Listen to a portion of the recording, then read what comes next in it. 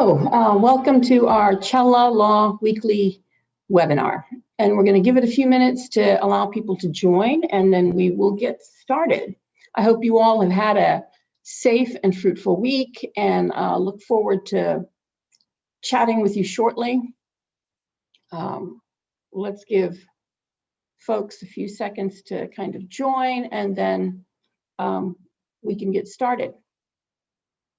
A lot of exciting things to talk about today, as always. At least this week, it's going to be good news, as opposed to some of the other webinars where we had to talk about strategies to overcome various restrictions. So it is a happy Wednesday today.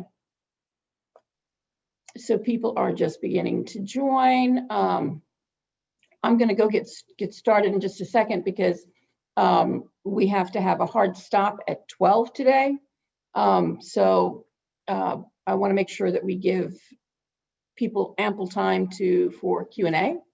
So let us get started. Here we go. As always, first, I want to welcome those who've been joining our webinar every week. Thank you so much for joining. And for those who are new, welcome. And there are a variety of ways in which you can connect with us through Facebook, Twitter, Instagram. Our YouTube channel is chock full of helpful tips on various immigration processes. LinkedIn, join our Telegram group, and I'll tell you more about that shortly. But as I was stating, there's a lot of great information on our YouTube channel. Things like questions that are long-standing, like how to fill out a PERM, make sure your PERM process is going well, issues on identifying what exactly does the Child Protection Act mean, when do you have to file an amended petition, how do you address H-1B RFEs. All of these resources are readily available, and I go through them painstakingly, very in detail and clarity, so that you can, even if you're not our client, that you can use that to make sure that your immigration journey is successful. So please check out our YouTube channel, subscribe if you happen to like the information, share it with your friends, and comment. I love to hear from you. So, boom, yesterday, a California federal court judge set aside two of the H-1B provisions that were very restrictive. One was the increase in wages that was effective immediately, and the other was the new H-1B restrictions clarifying the definitions of specialty occupation and limiting third-party placement for one-year H-1Bs and the like.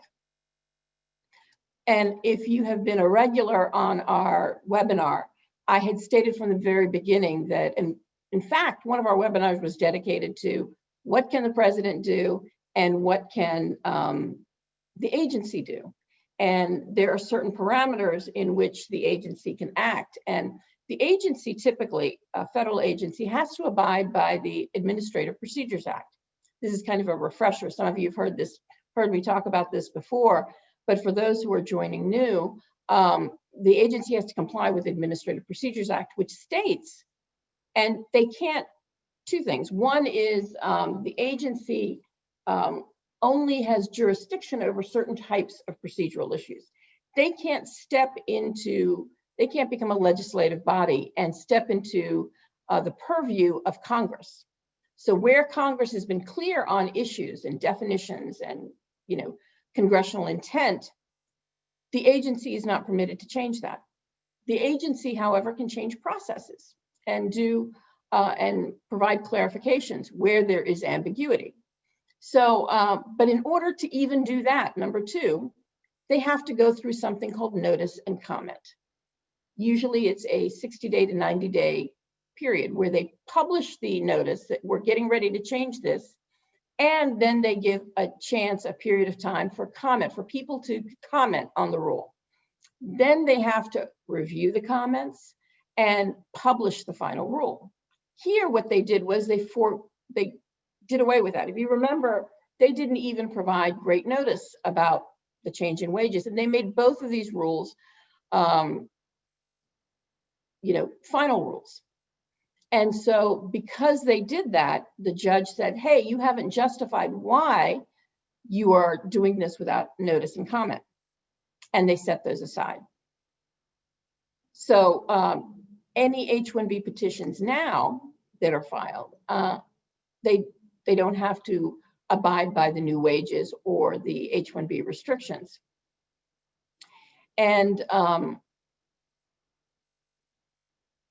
as you know, there were a number of business communities and groups that spoke up, including universities that would be impacted by the increase in wages and alike. And the judge sided with the business groups and said that the rules would actually, restrict legal immigration into the United States. Surprise, surprise. And,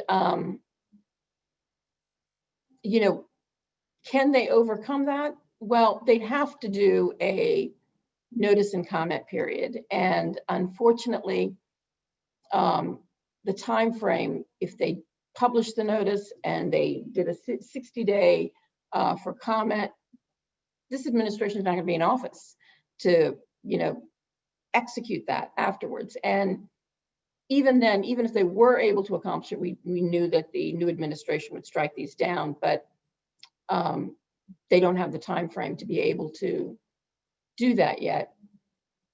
And so could courts negate other policies in progress? Yes, the presidential proclamation restricting entry, the expected executive order limiting birthright citizenship, the biometrics expansion rule, I-944, and the public charge, the affidavit of support. So all these things are in the pipeline, either to be nullified by the new administration or to be challenged in court. And there's even another court case for the delay in H-4 EADs because of the delays in biometrics as an effective way to, do away with the H-4 EAD effectively because of the tremendous delays. So we'll have to see how that plays out if it's even going to be adjudicated in 2020. And the H-1B lottery proposed rule comment period ends today, so that's going to be out. Eliminating B1 instead of H-1B rule. The DACA restrictions and the proposed rule, like I said, rescinding H-1Bs. And they're trying to do that. They didn't, even though it was with the OMB for God knows how long, they never issued a final rule on that. But what they did instead was there's been long processing delays for EAD, H-4 EADs. And so, like I said, there is a case where they're trying to get the USCIS to act expeditiously on this, citing that there is irreparable harm for the undue delays caused by the USCIS. So here's some other rules that are being challenged in court. The public charge rule, the USCIS fee rule, the third country transit ban, specialty occupation, prevailing wage, DACA memo. These are, all being challenged, as we speak. And we've seen that the challenge for the H-1B, the immigration rules, time and time again have been struck down. Now, the only one that has been successful was the travel ban, i.e. Muslim ban. But that was only successful because they redrafted it 3 times and made it narrow. But I suspect, like I said, most of these, even if they were successful, would have been rescinded by the new Biden administration. So there's a temporary final rule starting December 24th, instituting a visa bond pilot program, where in certain countries, if you want to file for a visitor visa, you have to post a bond. As I stated last week, India and China are not one of them. They've selected countries where they have opined that there are high instances of overstays on a visitor visa. So the bonds have not, they haven't clearly outlined how much it would be, anywhere from 5,000 to 15,000. And we'll have to see how that plays out. But that is, in effect, it for all our, webinar updates. We will have one other webinar next week before we break for the holidays. And I'll see you back 2021, where we'll have all this information on the new Biden regulations and what's coming up in the pipeline. Hopefully, the webinars will be full of opportunities and strategies and possibilities of, new and better immigration regulations, instead of the negative, how do we get over these immigration restrictions webinars that we've been having. But even if it's a positive change, strategies are still important. You have to be smart about your immigration options and how you proceed. So it still will be helpful to not just know what the new rules are, but know how you can leverage them for maximum success. So we'll still be able to provide you with those strategies on a weekly basis. Next Wednesday, December 9th, I think is our last. There may be, I think it's either December 9th or December 16th, but we will let you know. But we will have one next week at 12 p.m. with any updates. If there's a topic you'd like us to talk about, we'd be happy to do that. I know someone last week suggested, F1s as one means that we could discuss, but if there's something else, please let us know and we'll make sure that we have that topic for you. And our Challa Chats forum, as I told you, we've got a Challa Chats forum, and I was talking to folks a little bit last night about the federal court decision and what that means. So that's how I'm able to communicate with you directly.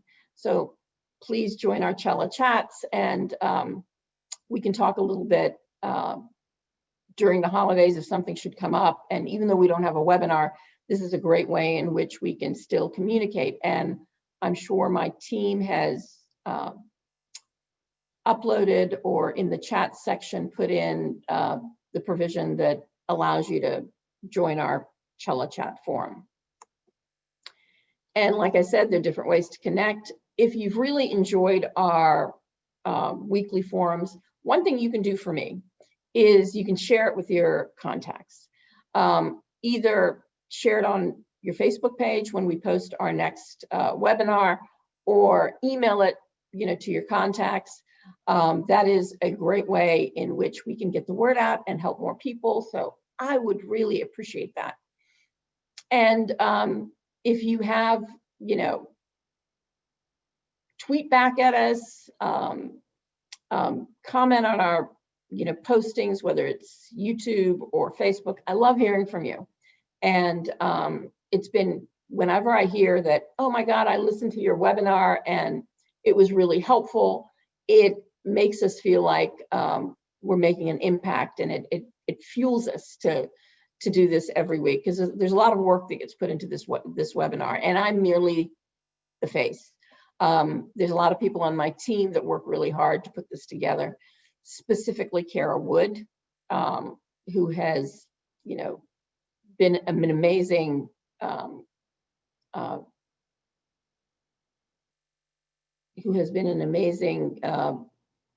resource in putting these great webinars together. So let's give Kara a great shout out, and join us when you can. And like I said, there are video recordings on our YouTube channel. And if you have any questions, or if there's something that that didn't get answered today, please email us at info@challalaw.com. Or if you have a question that's rather detailed, this is good for quick questions, but sometimes I have to look at documents. email us at info@challalaw.com, and we will be happy to answer your questions. So now to get ready for the Q&A, please place your questions in the Q&A box instead of the chat box. And Shaker will go ahead and be our moderator today, as he is always. And I'm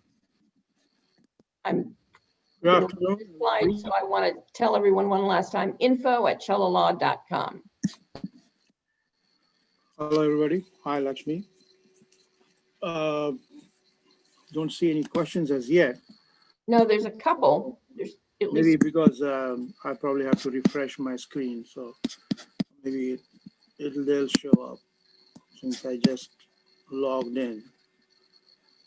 But while we are waiting for that, if there's anything you want to add to, okay, there's one question. All right, 12:15.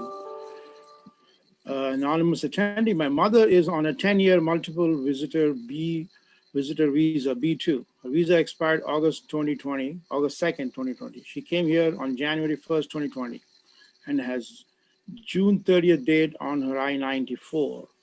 Because of COVID and flight cancellation restrictions, she could not go back, and thought that would be an excuse for going late and understandable. Filed for extension late on November 10th, 2020, and asked till June 2020.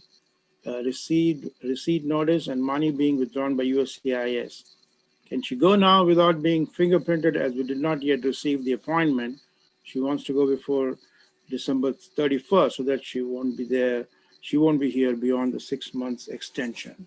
right. And see, in order for you to, there's a couple of things. When you, when your I-94, when you overstay your I-94, you start accruing unlawful presence in the United States. The only way to overcome accruing unlawful presence in the United States is to file a timely, non-frivolous extension or change of status application prior to the expiration. You didn't do that. So if you do that, what happens is after the person's, while that change of status or extension of status is pending, they're not in a particular status, but they're in a status authorized by the Attorney General. If you file a late application, that means from June 3rd, whenever her I-94 expired, she starts accruing unlawful presence. If you accrue 180 days of unlawful presence, then you're banned, you're subject to the 5-year, 10-year bar. So 5-year bar for 6 months, and then over 6 months, and then 10-year bar for, if you've overstayed for up to a year. So she should leave prior to her 6 months. Now, when she tries to return next time, there are going to be questions why she overstayed. And if you had filed prior to her expiration of her I-94 card, that would have been a justification.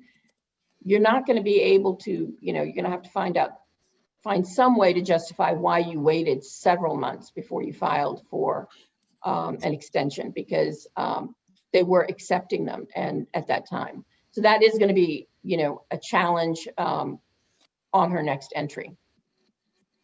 Okay. And there's also, if you overstay a certain period, there's a provision. I don't know if this would, but it automatically revokes your visa. So, those are the things you've got to worry about. The next one is from Leonard's, or L. Leonard's. Hi, Lakshmi. Can we use the FLC PW to file LCAs from July 20th to October 20th now, or should we wait? No, you can file LCAs now. I don't understand because the court has set aside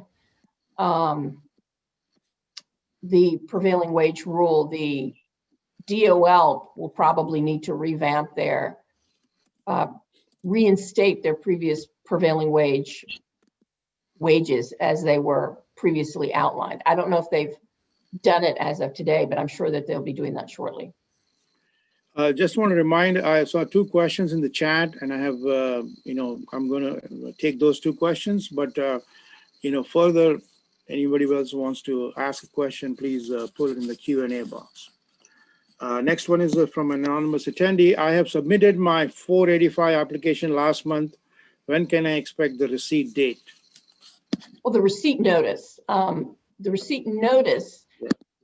Date. we are still not coming in, but what you need to look out for is if the checks got cashed. If your attorney used their checks, ask the attorney's office if the checks have been cashed. We know that we've gotten a lot of our checks cashed.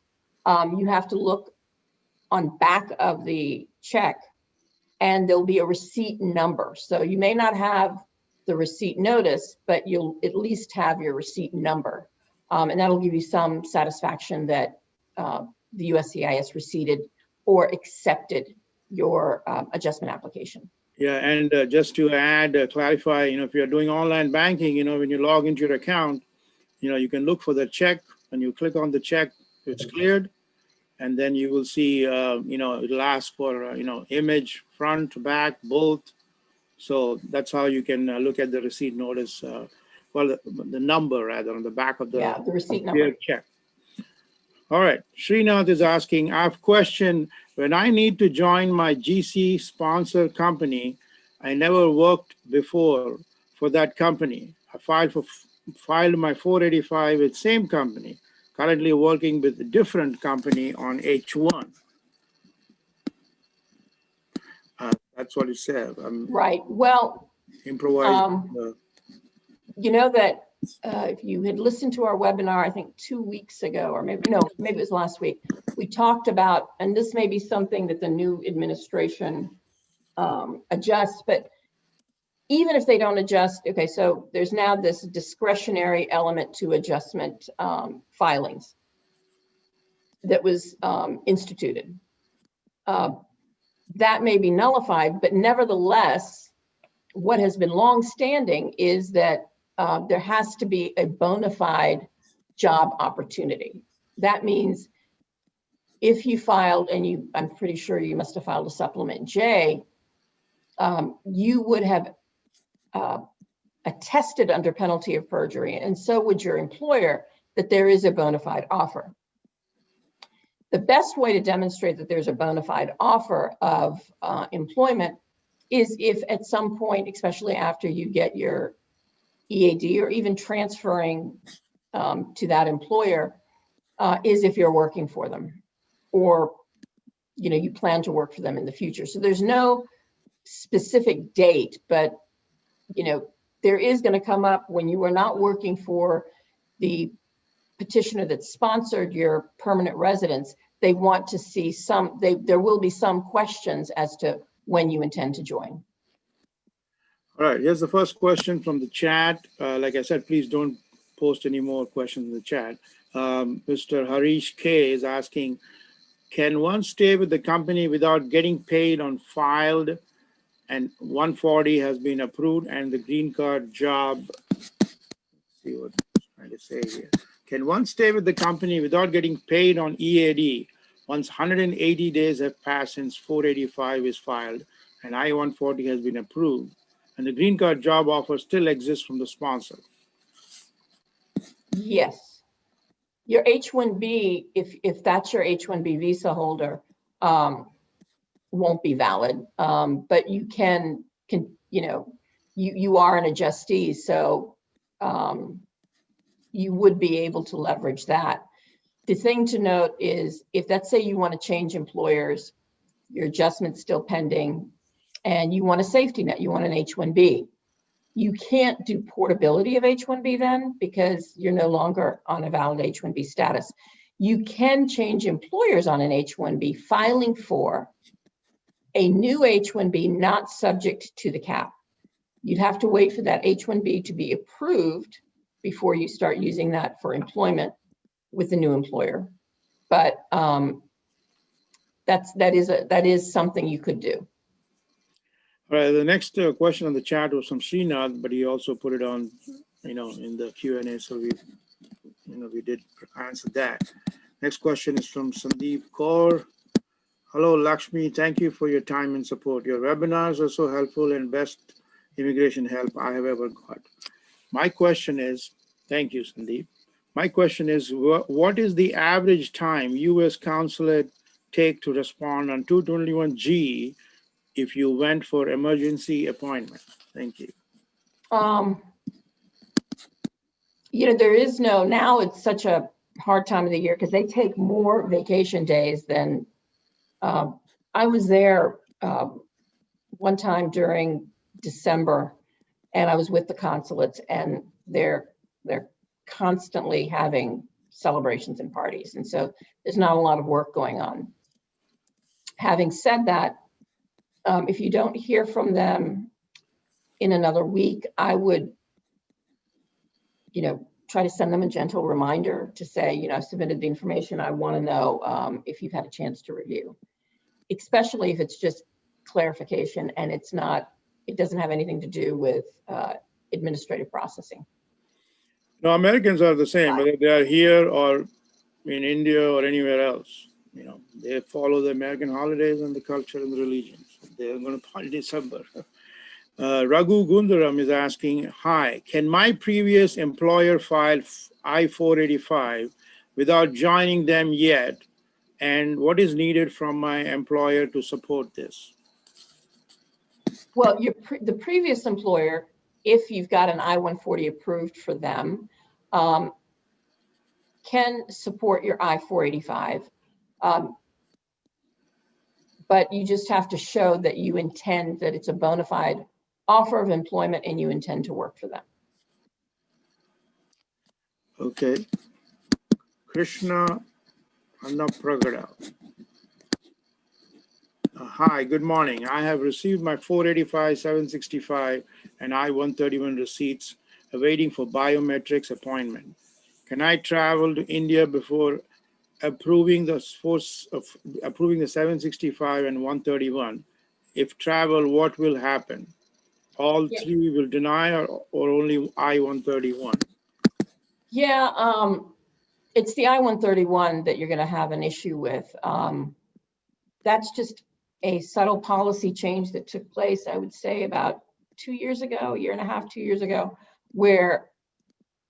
because technically you're permitted to travel either with your H-1B visa or your AP, advanced parole.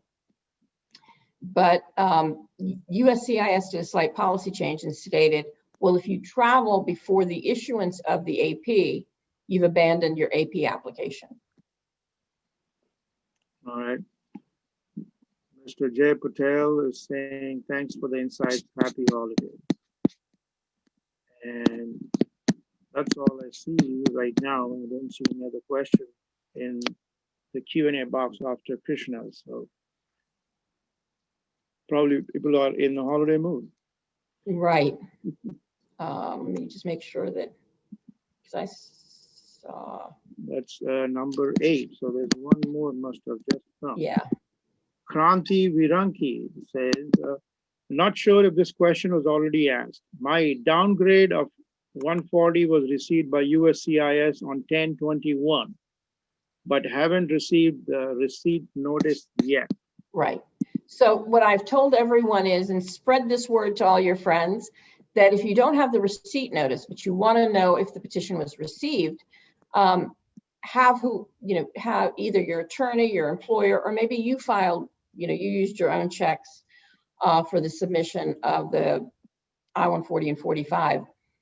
If you look to see if the check was cashed and you ask them to, if it's not yourself and if it's somebody else, ask them to look at a copy of the cash check on the back. The image of the back of the cash check it's stamped with a receipt number. So you will be able to get your receipt number while you wait for your receipt notice. And that'll give you some comfort that it was receipted by and accepted by the USCIS. Okay. Go to the next question here is Rahul. With this wage level code changes blocked now, I already filed my extension plus amendment with wage level 2. How is USCIS going to treat it now? I was originally on level 4 before change. Right. You can either address that. I would address that at, if there's an RFE, and, you would just then respond that because of the new wage levels and the lack of notice, we had to, make sure that it aligned with, blase, and then, address it on the RFE when you file an RFE. If you had to refile, the problem is you'd lose the filing fees and everything else. So I would wait for the if and when an RFE is issued. There may not be one. So. All right, Kranti Viranki said, look at the cash check. He says the checks aren't cashed yet. Okay, so just keep looking out for that. And once you see that the checks are cashed, then look on the back for the receipt number. All right, next one is from Suresh Shastri. Good morning, Lakshmi and Shekhar. Thank you for taking our question. How long can I be in India if I want to use my APT or my AP? Is there any time limit? No, you want to eventually come back because I'm assuming that your AP is pursuant to your adjustment. So, remember, you have to show that you intend to permanently reside in the United States. And there may or may not be an interview down the road. So although there is no limit, the issue is going to be, do you intend to permanently reside in the United States? All right, next one is from Molly Eisworth. I've had a lot of candidates trying to renew their H-4 EAD and that approval has been delayed. If she paid a faster processing fee, what is the likelihood that she will get approval before the new year? Is the delay only the biometrics piece? Yeah, it's the biometrics piece. And there is a court challenge to that. I know that USCIS toyed with a premium processing for that, but up till a week ago, we checked it was approved, but the process has not been put in place. So, unless we can address the delays through the biometrics, we're not going to be able to get an approval earlier. All right. Next one is from an anonymous attendee. Sorry, I joined late. Did you talk about how the visa salary rules stayed by court? Can you please explain what will happen to that case now? Right. So, yeah, we did go over that. The federal judge stayed, which means it set aside the H-1B wage rule and the new H-1B restrictions, which were supposed to be effective December 7th. And they set it aside because it didn't, the government could not justify why they didn't adhere to a notice and comment period. You can only agencies can only institute rules immediately without notice and comment in case there's a major emergency. Like, for example, Hurricane Katrina hit and you had, an agency that had to, because they had to address this emergency, had to retool their processes to help the victims of the hurricane. That would, the government would effectively allow that because there's a justification as to why that change needed to be made, and there would be irreparable harm to the individuals. So that's the second part of the analysis if that wasn't allowed. Here, the court found that it was, that there was, the USCIS did not justify it. And it was just a means in which they could restrict legal immigration. So yes, in a perfect setting, they could possibly overcome that by doing a notice and comment. They'd have to publish the rule. Usually it's a 60-day notice and comment period, and then they have to review the comments, and then they may issue a final rule. We're going to have a new administration January 20th. So in all likelihood, they would not do that. So the DOL now, because the the prevailing wage, remember they revised it so that it would comport to what, the new wage level. So since the state, it was just set aside yesterday, DOL now has to reinstate their previous prevailing wage on their DOL website. All right, next one from an anonymous attendee. Thanks for your assistance. Are downgrade applicants eligible for I-140 premium after the receipt notice? No, and I'll tell you why. Remember, when you're downgrading or when you're filing, based on a previously approved I-140, your original PERM was submitted with the previous I-140. So you have to ask when you downgrade, you have to ask the USCIS, please request DOL to give you a copy of the previously certified PERM. They won't take your copy, they'll only get it from the DOL. So without the PERM, you cannot file the original PERM, you cannot file a premium I-140 downgrade. All right, Krishna Annapragada, I think, is just following up. Thanks for answering my question about India travel and I-131 deny. I need to file again after coming to USA. Is it correct? Yes, correct. Okay. Madhu Rao is next. I sent this question already earlier, not answered yet. Sorry. My H-1B expired in October 2020, outside of the country more than a year. Is it possible renew my expired H-1B with same employer from outside of the country with current restrictions? Right. Yes, because if you had a visa that, two things. One is if the H-1B petition or stay, the validity period expired, you said October 2020. That means they could file a new H-1B, assuming you have time left on your 6 years. That is for consular processing, but is not subject to the cap. So it can get approved and they can do that premium. Okay, that's one.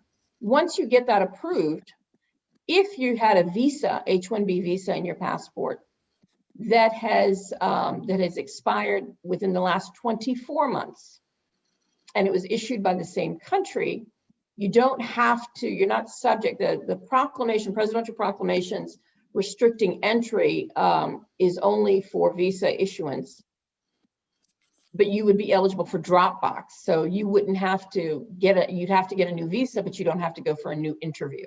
So you should be eligible if you had, you've got time left on your H-1B and you can recapture whatever time that you spent outside the United States.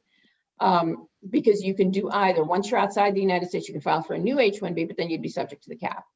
Or you can recapture time, and then if you've had an H-1B valid within the past 6 years, you can file a H-1B not subject to the cap for the period left on your H-1B.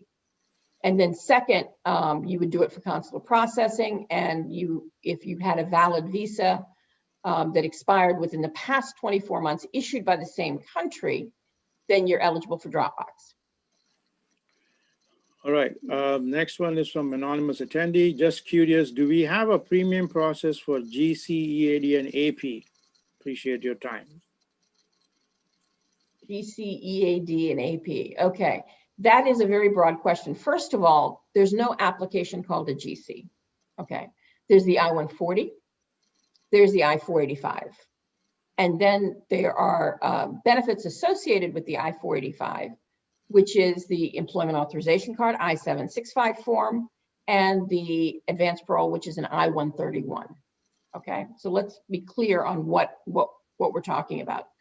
So the I-140, if you are not downgrading, is eligible for premium processing for most. The I-485, which is connected to the advanced parole and EAD, i.e. the I-131, I-765 are connected to, is not eligible for premium. Okay, Once again, just want to remind you to please put questions in the Q&A.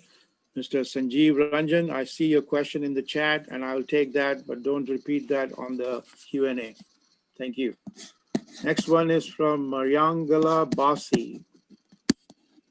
Good evening. I wrote you last week, but probably did not explain completely the position of my son. This is a question for my son. He has entered the US in December 2018 for a master with F1 visa. He completed in January 2020 and got a job, and his visa has been extended. And then he was fired and got unemployment, then another job in a law office. Now his visa will expire in February 2021. He asked for a sponsorship, but they're not going to give him.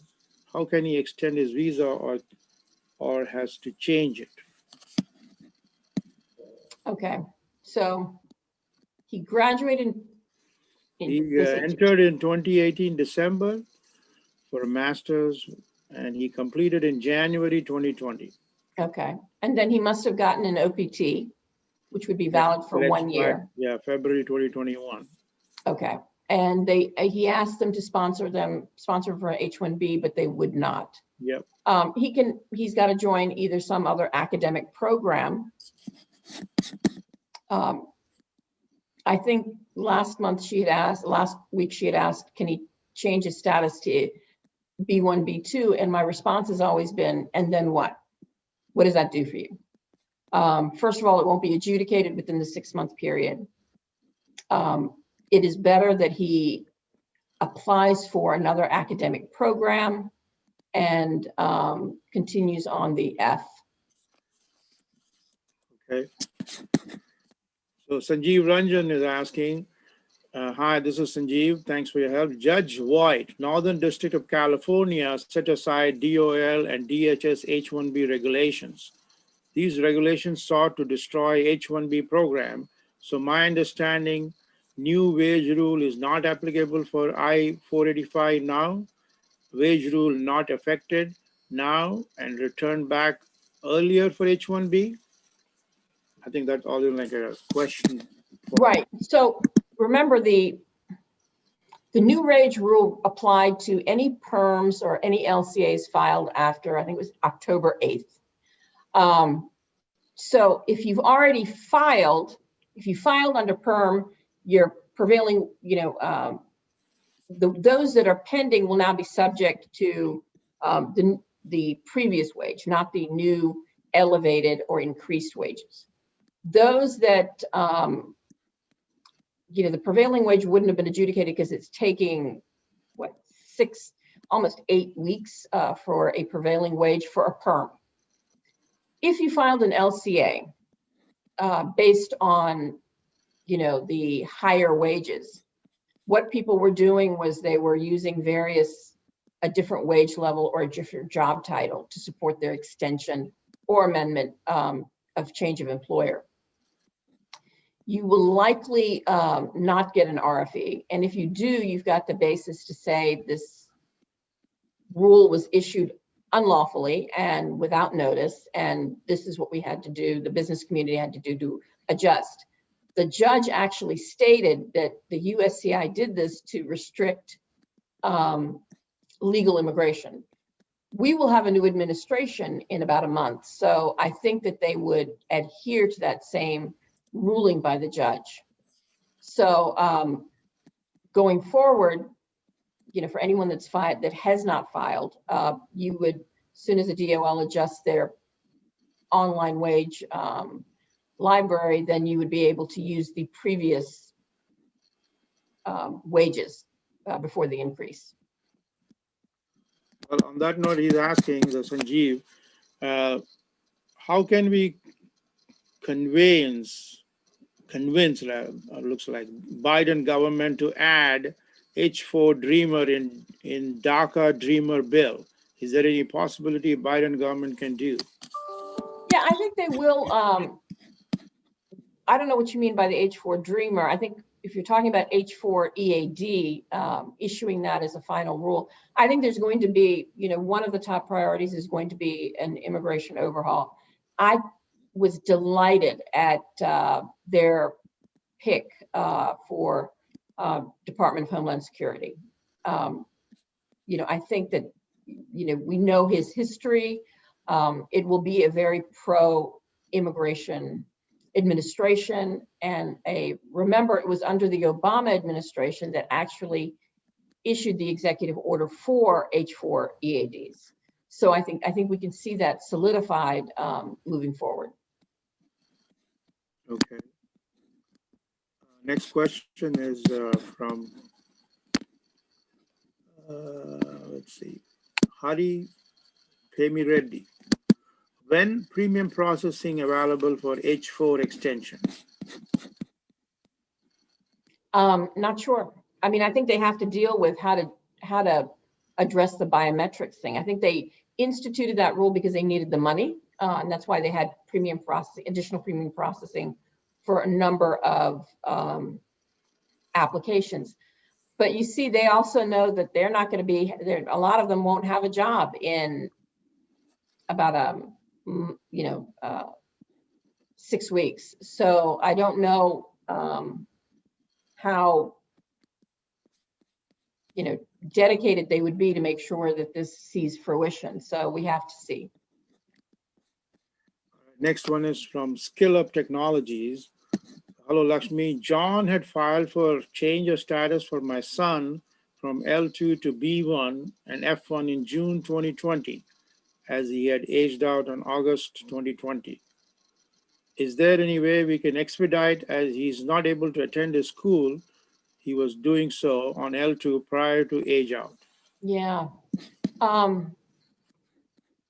Unfortunately, no. And the B1, I mean, the F1s take such an inordinate long time.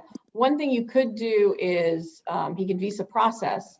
I would like to look at the details of his application before recommending that. But if we had heard that the consulates would be resuming normal processing times, but with the increase in COVID, you don't know whether that's actually going to take place. So there's a lot of moving targets to assess. But if we didn't have COVID, one way that you can always, because the change of status in the US takes a long time, is you can go overseas and apply for an F1 visa and enter on that, which is a lot quicker than looking for a change of status. But like I said, there's a lot of moving targets when you're trying to assess that. So don't do that unless, let me talk to John and look into it further. Maybe he can just send an email, so that way. Right. Yeah, email us at info@challalaw.com. The reason why we say info, and my email is lchalla@challalaw.com, but I get about 100, within a couple of hours. But if you do it to info@challalaw.com, it goes to multiple people within the office. So there is a, your response time would be a lot quicker. Next one is from Ashwin. Hello, Lakshmi. Thank you so much for your webinars. I have a question regarding USCIS site visits. There are news reports that officers are performing H1 site visits, visiting homes, since most of the beneficiaries are working from home and calling over phones. If that is true, any tips to protect us from fraudulent calls versus genuine site visits? How can we check officer is in fact genuine? Right. No, that's a great question. And so before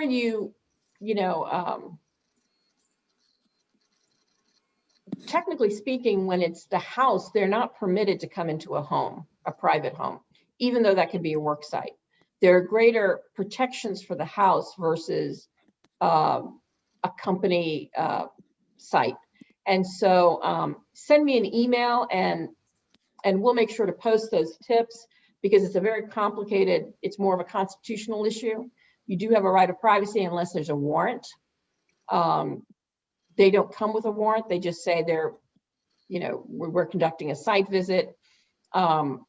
And what the parameters of that would be is a little complex, but I will make sure to email us so I'm reminded to send you that posting, but we'll make sure to publish that on all our social media. That's a great question, and thank you for asking. Yeah, I'm still seeing folks posting questions in the chat. Please post it in the Q&A, and if you've already posted in the chat, please don't post it again. I'll take those questions. Raghu Gundaram is following up a question. Is it mandatory to join my previous employer who is filing my I-485? If so, at what stage I can join? Right, and I think I've said that a couple of times today. Remember that when you file a supplement J, you're attesting under penalty of perjury that it is a bona fide offer and there is a bona fide acceptance.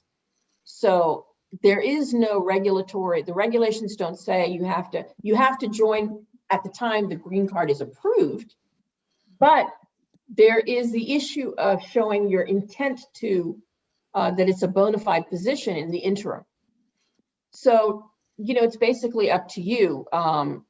There are some employers that are asking people to join them after the employment authorization card is issued. You just want to make sure that you have the evidence, if it's questioned, whether you were really intending to join this employer. That's the issue. If it's ever questioned, can you point to some evidence, if you have not joined that employer, as to the bona fides or that you intended to work for that employer, either through email, employment contract, something. If you're working for that employer, that is the biggest evidence that you can show that there was a bona fide intent to work for the employer. So that is how you address that issue. Okay, Senthil Kumar is asking, I have a question regarding the federal court decision H-1B wages. I am due for my H-1B renewal next month. So can I apply LCA with previous wages, or do you want me to wait until DOL puts the DOL is going to be doing DOL is going to be doing that very shortly. I mean, it's a federal judge has issued that. They also know that all the states have signed off on the election. President-elect Biden is going to be our new president. So they have no incentive to continue this because the anti-immigration sections of the USCIS will no longer be employed. Next one is Lipi Mohanty is asking, will the changed wage affect the H-1B renewal? No, it's going, well, if you've already filed and you filed with the adjusted wages from the elevated or increased wages from October 8th, but you did it in another classification or another wage level, either the administration will understand that because, the federal judge deemed the USCIS's issuance of an immediate rule to be unlawful, or they'll issue an RFE asking for clarification. And I think, just stating, in responding to that, stating a lot of things the judge outlined is the best way to respond to that. So until that happens, there's really nothing you need to do. Okay. Anonymous attendee, I am on AOS with priority date March 2020, EB2 category, and filed 485 in 2012 and been in EAD since then. I changed my employer with AC21 portability, continue on EAD renewals. What are my options to downgrade to EB3 and do an interfiling as final action date is current under EB3? Additionally, my wife has approved I-140 under EB3 June 28 prior date. However, she changed employer ad using my dependent AOS EAD card. Can we file I-485J under her with new employer? Yeah. Question. You've already got an adjustment that's been pending, right? So what you want to do is you would file a new, not your wife's, because your wife can't join your current adjustment of status filing. So what you would do is you would file a new I-140 petition, your downgrade instead of an amended, you'd file a new I-140 petition and try to attach that to your adjustment filing as an interfiling. Okay, I think he's just added the same question I forgot to add. It says we both are working for same employer now, although both of our original PERM petitions employers were different. The same guy was trying to add additional information. Yeah, so I think your best bet is using, because you've already done AC 21, you know, the I-140 was approved, it was pending for 180 days, and then you changed employers, so you're set. And so now all you'd have to do is file a new I-140 downgrade and, you know, have that interfiled or with your pending